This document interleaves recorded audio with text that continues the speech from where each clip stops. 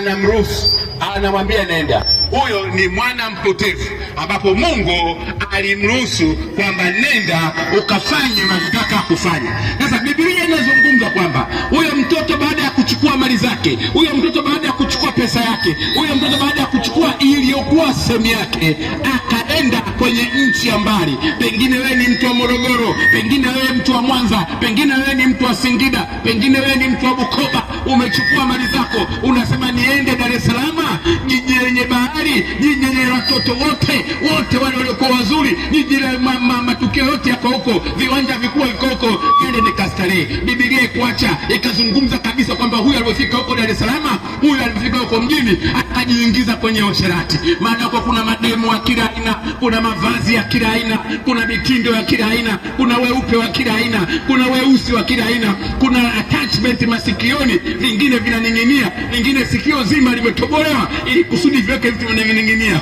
Mtoto huyu kwa sababu ya ushamba wake aliotoka, amekaa mle ndani, alikuwa mtoto wa geti kali, akatoka kule akaingia mjini, akaanza kuingia. Wamembabua bana hapa na pale, kafilisika. Pesa yote imeondoka kwa sababu hakujua hata jinsi ya kuzalisha hiyo pesa, hakujua hata jinsi ya kufanya hiyo hela iongezeke, hakujua hata jinsi ya kufanya hiyo hela iweze kujaa katika kilenge chake. Hivyo basi kijana akafilisika, kurudi nyumbani anaona noma, kwenda kule mtaani anaona aibu, kwenda huko anaona aibu, akaona bora aende kwa tajiri mwingine pale akafanye kazi.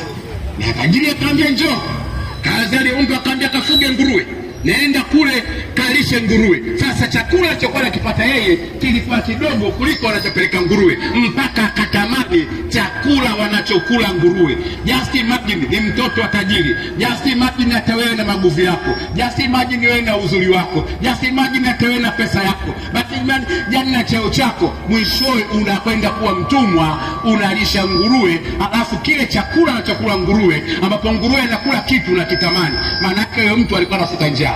Biblia ikuacha hapa, ikazungumza hapa mbele kwamba alikokuwa huko mstari wa 16 akawa akitamani kujishibisha kwa maganda yaliyokula nguruwe, wala hapana mtu aliyempa kitu. Mstari wa 17 akipozingatia moyoni mwake alisema, ni watumishi wangapi wa baba yangu wanakula chakula na kusaza, na mimi hapa ninakufa kwa njaa. Nitaondoka nitakwenda kwa baba yangu na kumwambia, Baba, nimekosa juu ya mbingu na mbele yako, sistahili kuitwa mwana wako tena, nifanye kama mmoja wa watumishi wako. Huyo kijana aliamua kutubu. Tena akawa anafanya na liheso kwamba nikienda kwa baba yangu itakuwaje, atanipokeaje, itakuwa kuna urahisi gani wa kunipokea? Basi bora nikifika nikamwambia, Bwana, mimi nataka niwe mtumishi. Maana nafahamu kule kwa babake hata watumishi wanakula kwa kushiba, hata watumishi wanakula kwa kusaza, hata watumishi wanakula mpaka wanaweka chakula mpaka wanapeleka majumbani kwao. Kwa hiyo bora nirudi kwa babangu, pamoja nimechukua kila kitu. Akafika mpaka nyumbani kwa baba yake, akilia, akipiga goti, akitubu, akimwambia hivi. Sasa Mungu anasemaje kwa habari ile utolea mfano hapa? Sasa ndio Mungu, ndio ile ujumbe ambao unakuja wewe leo, hata siku ya leo. Mstari wa 20, baba akaondoka akaenda kwa babaye alipokuwa angali mbali. Sikiliza hiyo. Hata leo hii wakati unasikiliza injili, hata leo hii wakati unaanza kujifikiria mwenyewe, hata leo hii wakati unaanza kujitafakari, Mungu tayari ameshakuona. Anasema wakati anakuja tena hapa anakwambia bado angali mbali. Yes, anasema bado angali mbali. Baba yake alimuona akamuonea huruma. Mungu anakuonea huruma, akamuonea huruma. Yes, na alipomwonea huruma akatokea nini? Akaenda mbio akamwangukia shingoni akambusu sana. Yes, yule mwana akamwambia, Baba, nimekosa juu ya mbingu na mbele yako, sistahili kuitwa mwana wako tena. Lakini baba waliambia watumwa wake, leteni upesi vazi lililo bora, mkamvike, mtieni na pete kidoleni na viatu miguuni, mleteni ndama yule aliyenona, mkamchinje na tule na kufurahi. Ndugu yangu, unachokwambia nini?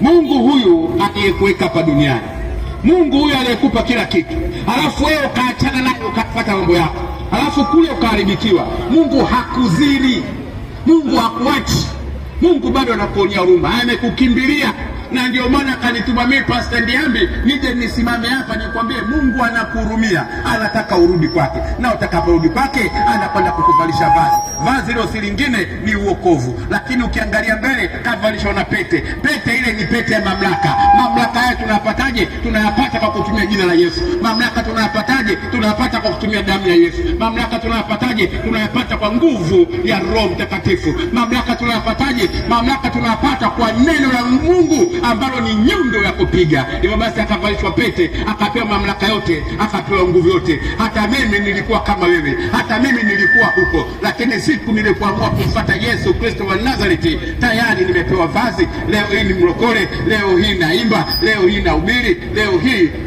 naombea watu wanapona, lakini bado nawakaribisha watu wale waliacha ndoa zao, wale waliacha nyumbani kwao, wale waliacha uchumba, wale ambao wanachumbiwa na watu watatu wanne hawaolewi, wanakimbia, wale ambao wakifanya biashara zote zinakufa, wale ambao chochote kile wakifanya hakifanyiki. Leo hii nawahubiri na waletea mamlaka iliyokuu, mamlaka ya Yesu Kristo wa Nazareti, mamlaka ya Mungu mwenye nguvu, mamlaka ya Yesu Kristo ambaye yeye ni juu ya vyote, ili kusudi uweze kutoka huko. Kwa hivyo basi hata wewe hapo ulipo, wala usikate tamaa. Mungu wako anakupenda sana, na ndio maana ameingia gharama ya kumtoa mwanawe mpendwa Yesu Kristo wa Nazareti. Aliacha utukufu akaja hapa duniani, na yeye amenitia nguvu na mimi hapo ulikoniona nije nikuhubirie wewe, ili kusudi umfuate Yesu Kristo wa Nazareti. Najua maneno yanayokuambia mengine ni mazito, najua maneno yanayokuambia mengine hauwezi kuyashika leo, najua maneno yanayokuambia haujaanza kusikia leo, lakini sikiliza nguvu ya Mungu iliyopo ndani, nguvu ya kiroho ambapo unaenda kuongea na roho yako, ili kusudi uhame huko uliko, uende ukahamia sehemu nyingine. Hapa nilipo kwenye speaker nimeandika namba zangu za simu, lakini pia nakukaribisha kanisani. Kanisa letu sisi haliko mbali, liko hapa tukibaa maili moja, lakini namba za simu tumeziandika. Lakini unahitaji vipeperushi, basi namba vipeperushi ili kusudi aweze kuondoka. Lakini nini zaidi nataka nikwambie ndugu yangu, kwamba Yesu Kristo wa Nazareti anakupenda. Yesu Kristo wa Nazareti amekufia msalabani. Yesu Kristo wa Nazareti anataka kuokoe. Yesu Kristo wa Nazareti anataka uwe mzima katika jina la Yesu Kristo. Basi wewe ndugu yangu, wewe unaisikia sauti, wewe ambaye umeitona sisi toka mwanzo, sisi tumeamua kuwa watumwa kwa Yesu Kristo. Maana Paulo anasema kama huko tuliko tumekuwa watumwa kiasi hiko, sasa leo tumebadilishwa, tumeenda kwa Yesu tuwe watumwa vile zaidi. Basi muda ule ambao mimi kupumzika, siku ya Jumamosi mimi niko barabarani. Siku ya Jumamosi kama hii ya kustarehe, mimi niko hapa barabarani ili kusudi kuletea habari za Yesu. Ndio starehe yangu sasa hivi umekisha. Sasa wewe ndugu yangu, starehe yako unaipelekaje? Basi wakati huu tunaendelea na muziki, wewe jiulize, na tunaendelea na mwenzangu atarudi tena kuhubiri kwa ajili ya kuongoza watu na kwa ajili ya habari nyingine. Lakini kwa sasa hivi tunaendelea na muziki, na bado tupo tukikusubiri ufanye maamuzi ili kusudi tuweze kukusaidia, kwa sababu Biblia inazungumza kwamba wewe mwenyewe huwezi kuacha dhambi, huwezi haya mambo yote yawezi kwa nguvu zako mwenyewe, huwezi, ni mpaka uwezeshwe. Nani anayekuwezesha? Ni Mungu mwenyewe. Anakuwezeshaje? Kwa wewe kusimama kuja kwa Yesu Kristo. Na Yesu Kristo hapa umuone, unaniona mimi, alinijaza Roho Mtakatifu ambaye ni roho yake mwenyewe, ili kusudi nikuongoze sala ya toba, nikuongoze maneno ambayo yatamkaribisha Yesu moyoni mwako, na utapata nguvu ya kuishinda hiyo dhambi. Wewe angalia sigara, mtu ana TB anashindwa kuacha sigara. Kuna watu wanasumbuliwa na kujichua. Tena hii nilikuwa nimezea kulizungumza, sasa hivi nimelisikia sana. Kuna watu wameharibikiwa, wanashindwa kumudu kwa wake zao kwa sababu ya kujichua, na anataka kuacha kujichua, hawezi kuacha. Akiona maji tu, akiona sabuni, takia bafuni tayari, akishinda nyumbani mambo yanakuwa ya hovyo. Na mtu mmoja ameje kunambia kwamba yani mimi nikiweza kuimudu izana, basi namrudishia Mungu sifa na utukufu. Ameshindwa kabisa kuiacha. Sasa njoo kwa Yesu ili kusudi uache hiyo tabia, ili kusudi uimarishwe hapa ulipo. Na ndio maana unakuta Wamasai wanapita sana vijiti, wanapita na vijiti na unga ili kusudi uweze mambo yako kuwa mazuri. Lakini nakwambiaje, kwa yote hayo Yesu Kristo wa Nazareti anaweza. Hivyo basi ukipata nafasi, njoo kwangu, njoo tuzungumze.